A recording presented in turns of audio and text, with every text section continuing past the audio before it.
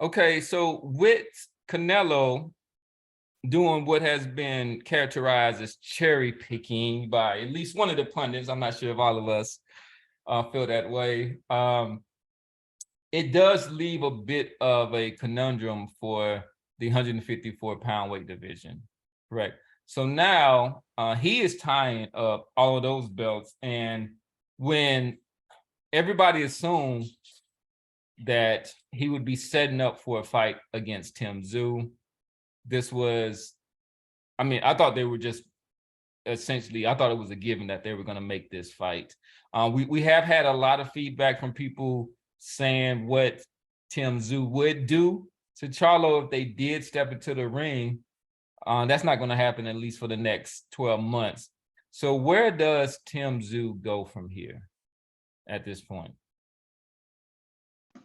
Look, he's just gonna have to stay busy, man. This division, which was the hottest division to me, was I shouldn't say hottest, but one of the tougher divisions in the sport, has kind of eaten itself alive. All the guys that were names, all the guys that were contenders, have all taken losses. Essentially, you're talking about guys like Lubin, Fundura.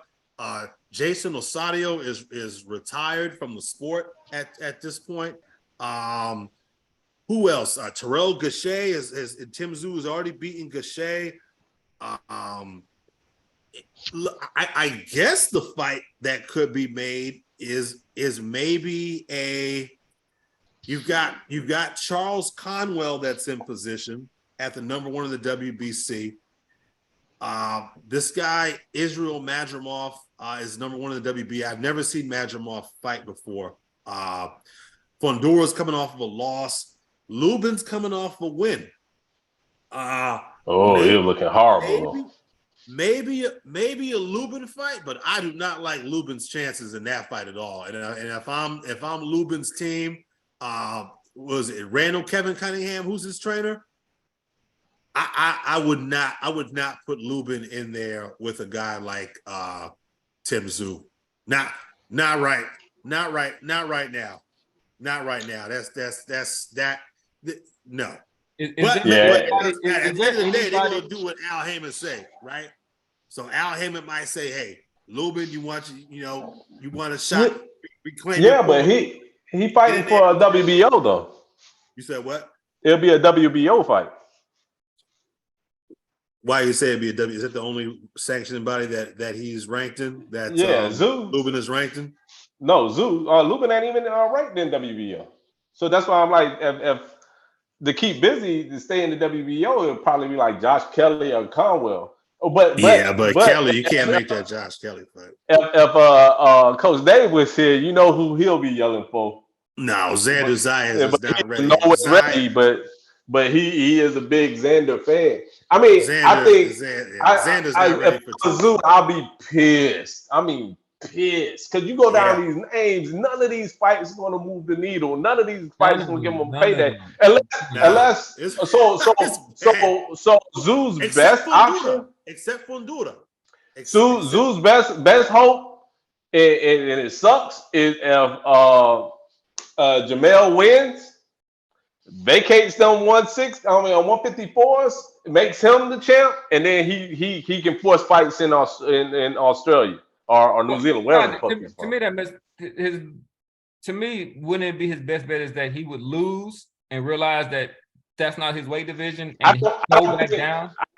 I honestly, to me, it'll be stupid to go back to 154 after going up to 168. I think the move was always been that if you followed like the whole Derrick James team, it was like, hey, Spence is gonna go to 154 after this fight, presumably, and then the Charlos both 168 or 160. It doesn't matter if he win or lose then. So I think he's giving up the belts regardless. I think he's holding them so he can be undisputed versus undisputed. But after that, I don't think he come back to 154. Well, 160 isn't any better than 154. I mean, 160 is a bunch of guys that most people have never ever heard of before. Plus, his brother is currently still a belt holder. Yeah, but that don't make anything. Everybody knows. Everybody's been speculating that Jermell is moving up to 168. I mean, everybody was like, the whole thing was all of them was going to move. It was just a lot of politicking that they haven't done it yet. But I think, you know what I'm saying, like Spence is telling y'all after he beat Crawford, he's moving up to 154. So, you know what I'm saying, you're not going to have both of them sitting there at 154. So I thought there was a rematch clause that was part of that. There is 154. At one, so whoa, wait a second. I think the rematch clause can be at 154. So they're both agree that both of them. This is the last fight. I think when I heard them doing the what's the name interviews, they said that the rematch clause can be at 154. Well, that doesn't make a lot of sense because if you're going to do if you lose your belt at 147, you would presumably want to regain your belts at 147. I think that might be in the they done. That sounds. I don't know. We'll see. That sounds like a little bit of cap. Some of this. That doesn't. Well, I mean, if Spence was to win, he win all 4 belts, and he'd be like, "Yo, I'll rematch you, but it's at 154." What do Crawford have to negotiate with? Oh, that's true. A contract. Well, that's true. That's what you can put that in the contract. A legally binding contract. But no matter who wins, they're going to be undisputed. Yeah, you would think the guy who was enforcing the rematch would want to regain his belts, but it's PBC. So who it could be some wacky shit. I had not heard. I honestly think both of them are angling to move up to 154. The only thing I'd heard in regards to 154 was that if Spence, if whoever wins gets a shot at the 154 belt holder or Jermell Charlo, which now is kind of out the window now. I don't know how that's going to happen now. That's not. Anyway, this is supposed to be a Tim. This is supposed to be a Tim Tszyu segment. This is supposed to be about Tim Tszyu. So with this said, is there all those? We're looking at the next steps. Would you favor anybody in the 154-pound weight division over Tim Tszyu now? So this is not including Jermell Charlo. But would you favor anybody, or do you think that he is now the top dog within that weight division? So without having seen Madrimov or Mortazaliev, who is the number one in both the IBF and the WBO, I would say a guy like Charles Conwell, who is a big time puncher. But to answer your question was, would you favor anybody? And I haven't seen enough of Conwell, so I would say a soft no. I think that Tim Tszyu is the favorite. I would definitely favor Tim Tszyu against Fundora. The rest of these guys. I don't know. What about Danny Garcia? You said what? Danny Garcia. He steamrolls. He steamrolls Danny Garcia. You think Danny Garcia gets slapped? Danny was a small welterweight.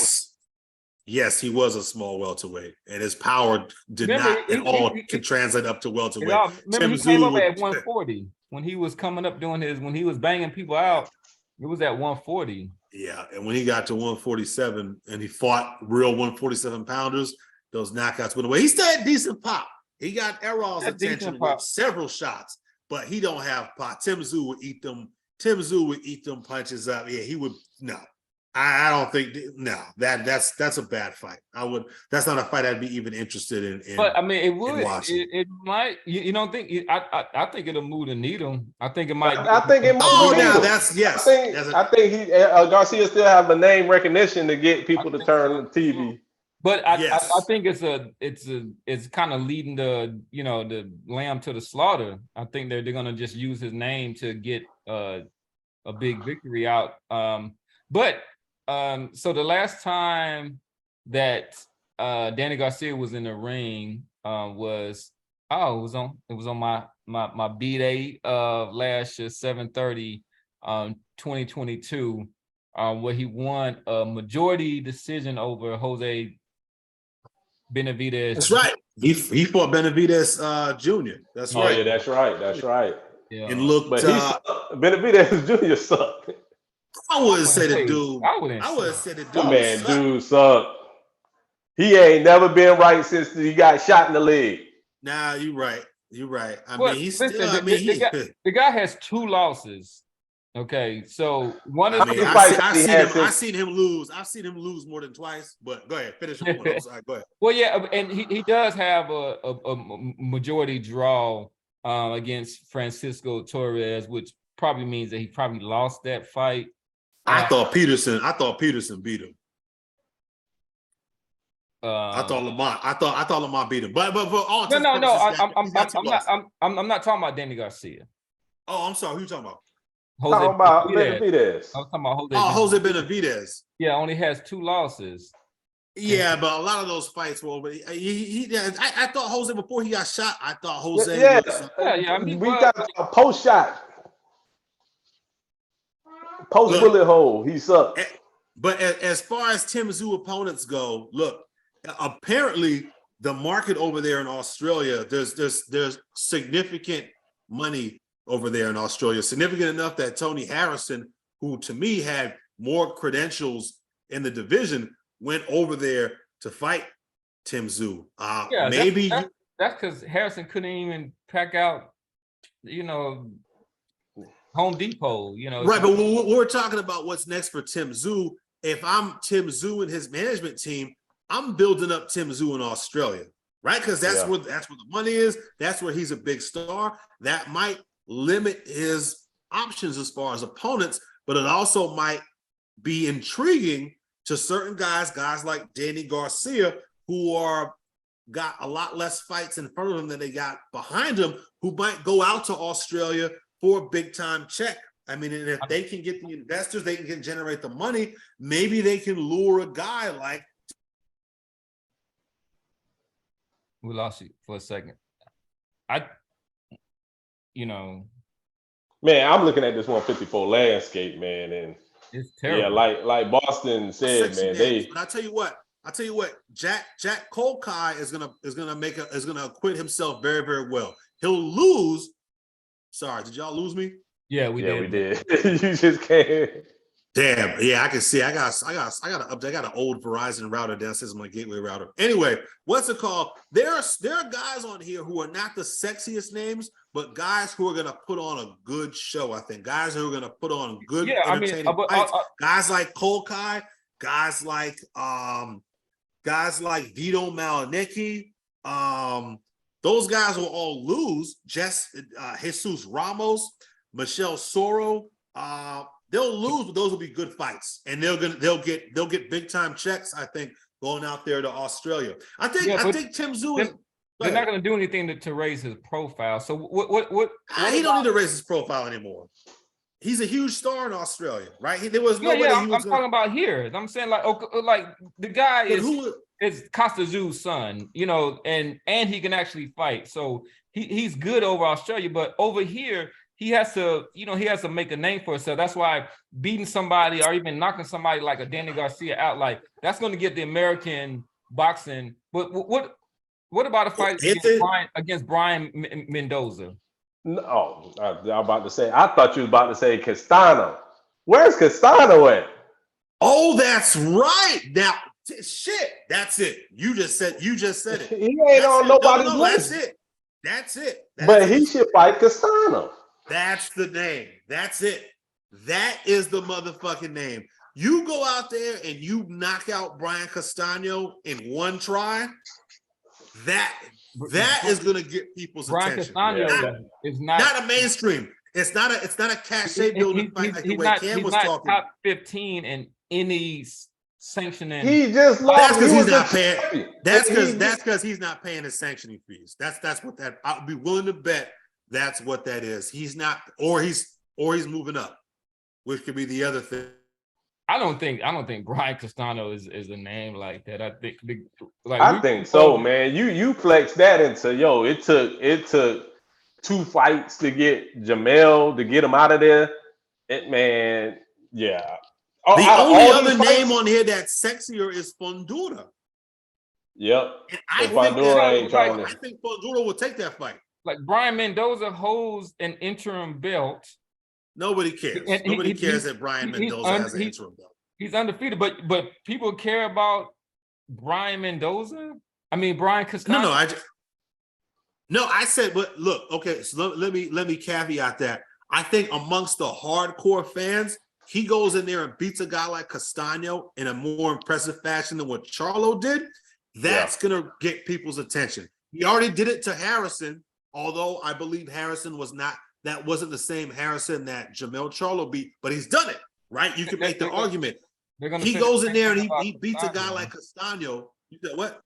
They're gonna say the same thing about Castano. Like I don't know that because with Harrison, you know, his father had died, and that is kind of a different set of circumstances. But look, but what's his best win, Castano? Because you know this guy Castano's best win is probably Patrick Tszyu, the guy who he beat for the belt. It's probably Tszyu, right? Yeah. And he went in there and he fought a very, very solid fight against Lara. I thought Lara edged him out a little bit, but he was very, very competitive against an older Edeslandi Lara. Yeah, split draw. And I believe he also beat Michelle Sorrell, if I'm not mistaken. Well, he only has one loss, and he's got 2 draws. But he beat Michelle Sorrell though, right? He did. It was a split decision, but he did beat him. Okay, yeah, Michelle Sorrell is a good fight out of France. I've seen Sorrell's a quality fighter. So it's probably 1A is Tszyu and probably 1B is Sorrell. But I bet you a guy like Castano will go to fucking Australia, and you won't have to pay him no ridiculous amount of money for him to go to Australia either. I bet. And that's going to be an action. That's a fight that I'm marking on my count. I'm sitting down and watching that fight. So, all right. But if he fights Mendoza, who does have an interim belt, you know who Mendoza beat in his last fight, right? Mendoza beat Fondura. He slept him. And then before that, he beat Jason Rosario. Slept. They him. retired. Yeah, retired him. Yeah, but he dropped him in 2 rounds. So, I mean, you don't think that'll be a titillating fight, and he also has something to gain from it. I mean, I don't know. Is Mendoza gonna go to Australia with that? Yeah, whatever the fuck belt he's right. Yeah, maybe Al Heyman tells him. You got the maybe Al Heyman tells him to go to Australia. Maybe well, now it actually he's got the WBC interim super welter. So yeah, you could throw a couple of ducats at him. So I think that's a good option too. That's a good option. Business wise, if you're Tim Tszyu's team, you're looking at that. Whatever, call it what you would, trinket belt, secondary belt, whatever. He can still hold a belt up over his head. Mendoza, based on what y'all tell me, presumably he goes to Australia and he picks up that trinket belt. That strategically might be. It doesn't put him in any better of a position though than he already had. Beating, where Tim Tszyu's already the number 1 guy. I mean, he's the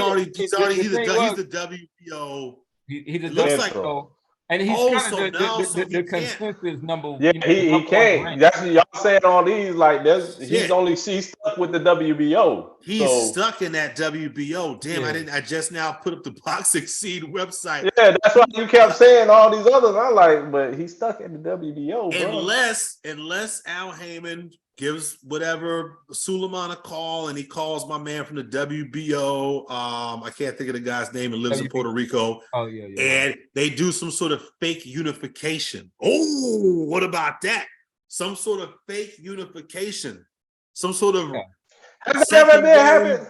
Something corrupt like they, that we used to within boxing. But at the same time, there's a unified interim. But they were talking about it for Morrell and Benavidez, though, because Morrell and Benavidez are both secondary title holders. I don't know if it's ever happened. The answer to your question is I don't know. But hey, in this crazy world of boxing we live in, man, it's not something that's too far out of the realm of possibility. That's what you do. You do. But Randy, you said yourself. You said yourself. Because think about by the time this fight is made, you said yourself that there's no way CHARLO's going back to 154 pounds. Right? Even better. So Tim Tszyu gets elevated in both sanctioning bodies and becomes the elevated, unified. Not just Tszyu, but Brian Mendoza. So say that he does vacate. Say that whatever happens, wins, loses, right? So then it becomes automatically a unification bout. But I think that's something that Al Heyman. I think that's now we're starting to make some progress here. I think that's the only fight that makes sense at 154. Yeah, that list is harsh. Yeah, man. But the only thing, the monkey wrench I see with that, Cam, because we still don't know what weight class Canelo and CHARLO are fighting at. Everyone is assuming 168.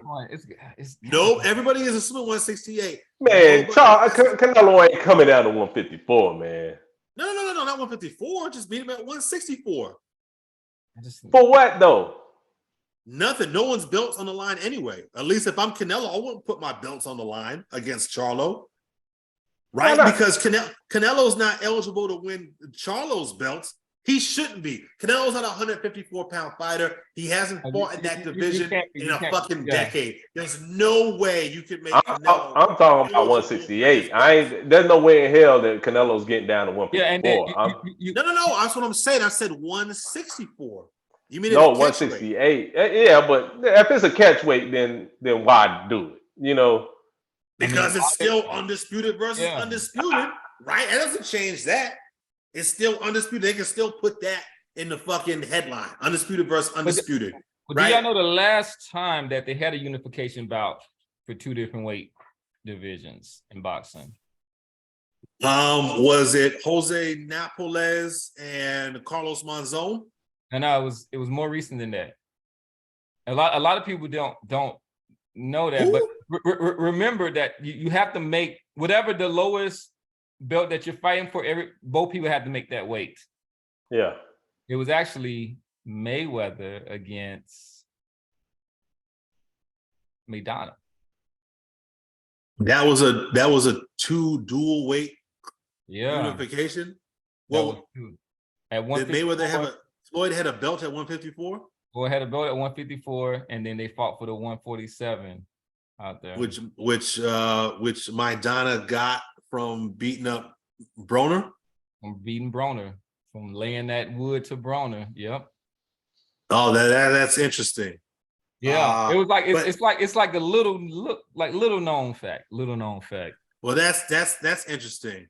That's interesting. But yeah. But Tszyu, man, Randy had thrown out that bait that the Castano fight is intriguing, but I think the Mendoza fight, Mendoza. I forgot what he did. Yeah, I forgot what he did to Pandora. Yeah, a fake unification fight with that might be it. That might be it. And you can do that fight in Australia. Shit. I think that's it. I think we just solved Tszyu's problem right there. Yeah, go after Brian Mendoza for his regular WBC. Yeah, and you welcome. And if he beats Mendoza and then CHARLO vacates, does he get elevated in both sanctioning bodies and becomes a unified two-belt unified elevated? Oh man, there's so many. All right, you're welcome, Tszyu, and your managing people and then you're welcome to all of Australia apparently too, man. Who chimed in to comment on our video. We're happy to be the one boxing channel on YouTube to provide you with Tszyu content. There'll be more on the way. If y'all keep subscribing and hitting that like button, there'll be more. Oh, trust me, we'll find some Tszyu shit to talk about.